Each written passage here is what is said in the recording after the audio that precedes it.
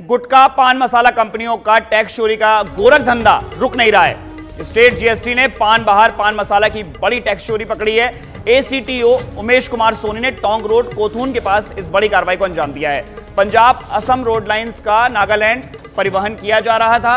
इधर दिल्ली से बेंगलुरु ये पान बहार पान मसाला भेजा जा रहा था। ट्रक में भारी मात्रा में पान बहार पान मसाला बरामद हुआ है और फर्म रॉयल एंटरप्राइजेस से जी एंटरप्राइजेस बेंगलुरु ये पान मसाला भेजा जा रहा था। फिलहाल पान बहार की इस अवैध खेप की कीमत करीब 1.5 करोड़ रुपए आकी गई है और वेरिफिकेशन में 76,20,000 की पेनल्टी भी लगाई गई है इस पकड़े गए माल की।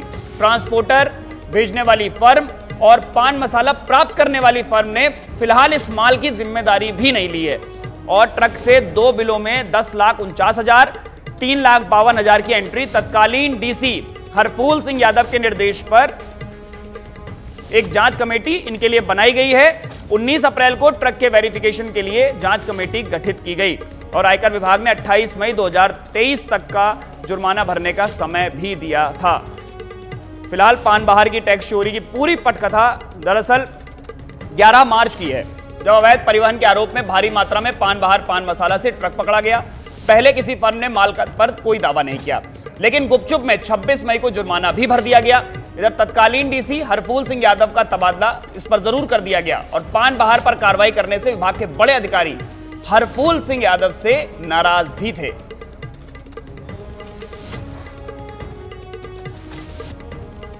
तो ये पान बहार पान मसाला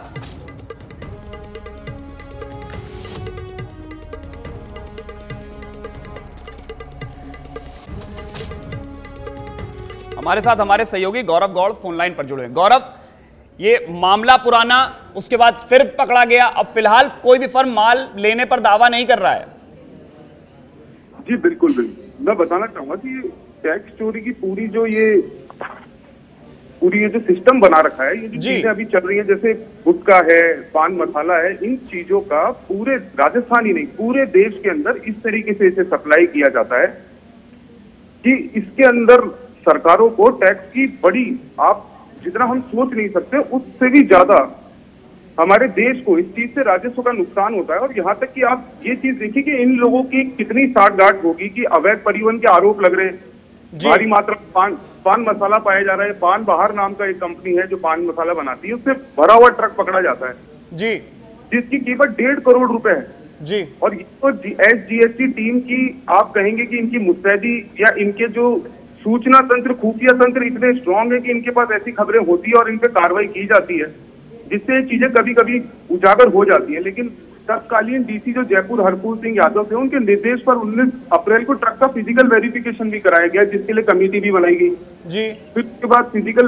वेरिफिकेशन होने के बाद वाणिज्यिक कर विभाग के पास जुर्माना भरने की तारीख भी अदा कर दी गई, लेकिन इसे कोई क्लेम करने नहीं आता इस दौरान, जब तक कि सभी विभाग अपनी कार्रवाई कर रहे हैं, कोई इसे क्लेम करने नहीं आता। लेकिन जब जुर्माना तय करने की आखिरी तारीख आने वाली होती है, तो उससे कुछ समय पहले ही आनंद फानंद में कोई ऑनलाइन उसका टैक्स जमा करा दिया जाता है जी।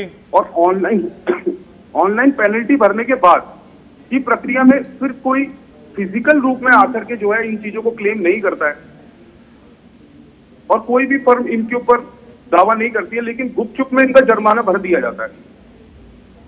गौरव, ट्रक में 2 बिल भी बरामद हुए हैं, एक 10 लाख का और एक 3 लाख का। फिलहाल अब इसको लेकर अभी क्या कार्रवाई चल रही है?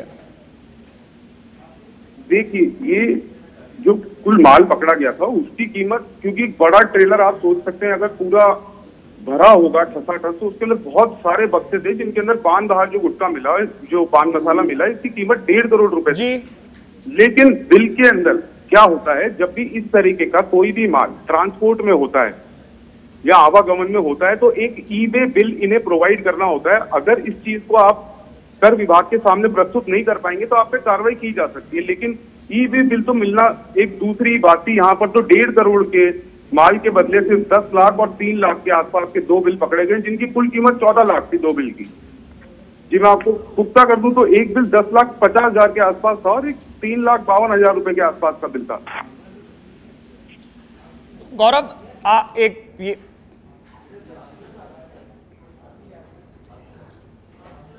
चलिए, बहुत बहुत शुक्रिया आपका गौरव इस पूरी जानकारी के लिए।